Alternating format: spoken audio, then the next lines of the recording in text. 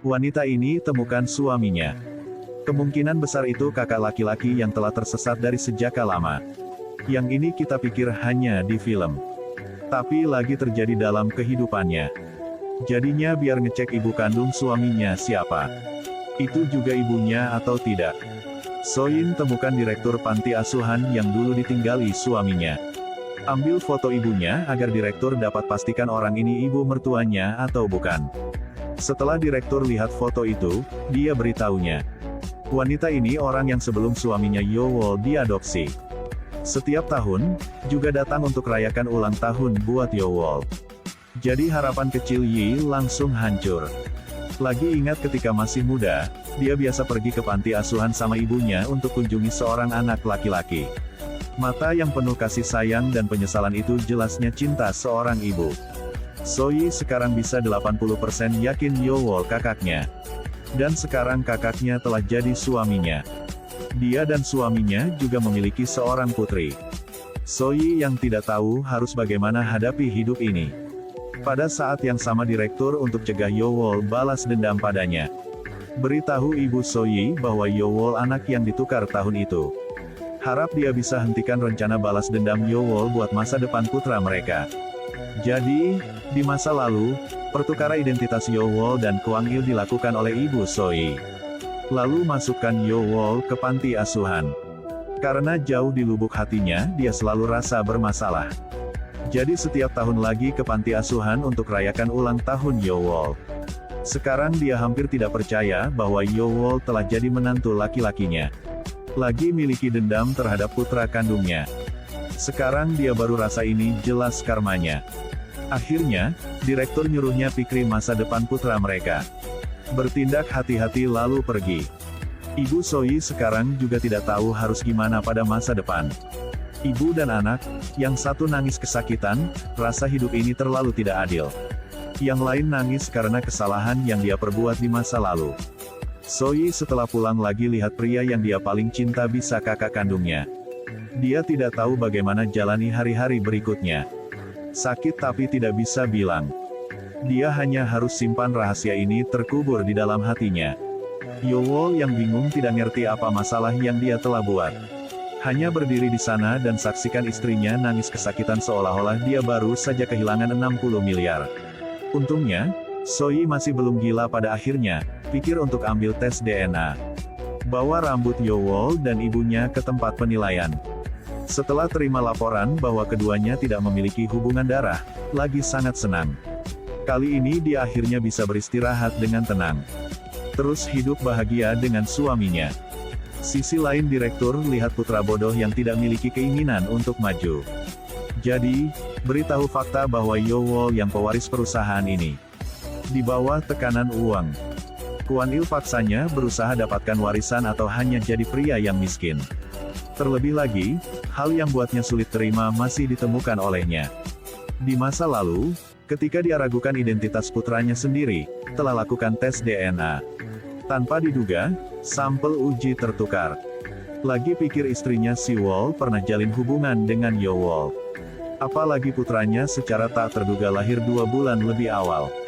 Kwang Il rasanya mungkin dia sedang ditipu. Sekarang dirinya tidak hanya dapat kehilangan hak untuk warisi properti. Tetapi anaknya mungkin bukan anak kandungnya.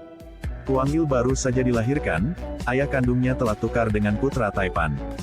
Bisa makan enak, berpakaian bagus, dan berhak warisi ratusan miliar. Tapi dia tidak sangka bahwa putranya juga bukan miliknya. Kwang Il meskipun sakit hati, masih tentukan jelaskan semua dengan Siwol. Tanya dia ingin gunakan metode ini untuk balas dendam buat Yowol kan. Lihat wanita yang sangatnya cintai, lagi tidak sesal tusuknya dengan pisau. Tiba-tiba temukan dirinya diselingkuh kok bisa terimanya. Siwol juga tidak tahu harus jelaskan semua yang terjadi bagaimana. Dia berlutut di tanah tanpa berkata-kata. Karena tujuan awal nikahi Kwang Il memang untuk balas dendam buat Yowol.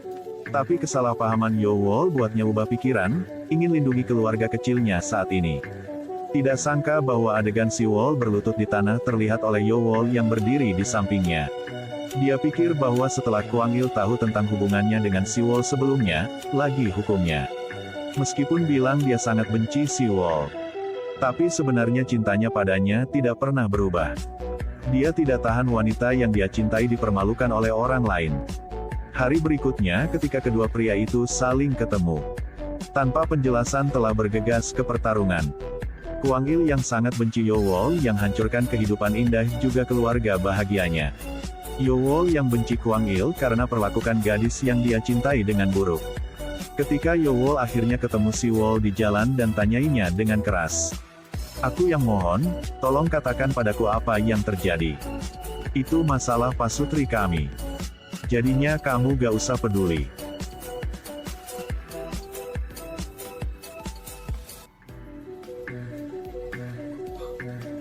Oke lah.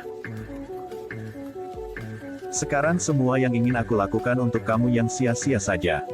Si Wol lihat bahwa rahasia yang telah dia sembunyikan begitu lama akhirnya diketahui oleh Kwang Il. Tidak ingin sembunyikannya lagi, jadi ajukan cerai lagi. Kemudian dia akan bawa putranya keluar dari rumah ini. Selain itu, dia janji untuk tidak cela dosa ayah mertuanya. Tapi cinta Kwang Il untuk Si Wol tidak pernah hilang.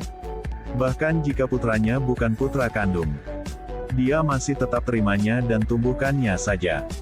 Hanya harap Si Wol dapat terus tinggal dengannya. Emosi yang buruk Kwang Il telah buat persusahan kena masalah. Buat harga saham perseroan turun ke level terendah dalam 10 tahun terakhir. Penjahat Yo Wol. Kamu yang buat kami. Ya ampun. Sahabat Si Wol nasihatinya bilang yang sebenarnya kepada Yo Wol. Anak itu adalah putra kandungnya, dia yang pewaris perusahaan.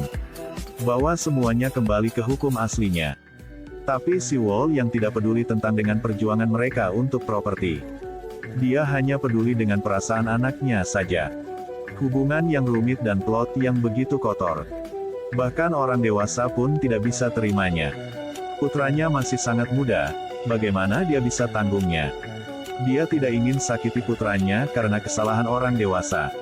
Pada saat yang sama Presiden akhirnya ketahui bahwa Yo Wol seharusnya anak yang harus meninggal tahun itu. Juga ngerti alasan mengapa Yo Wol selalu tentang perusahaan. Kali ini, buat perusahaan harus bisa atasi kesulitannya. Dia perintahkan menantu laki-lakinya bunuh Yo Wol. Tapi dia tidak tahu bahwa Yo Wol yang cucu kandungnya. Kamu yang selesaikan bocah itu. Apa maksudnya? Seperti 12 tahun yang lalu. Ditelannya dalam lautan api.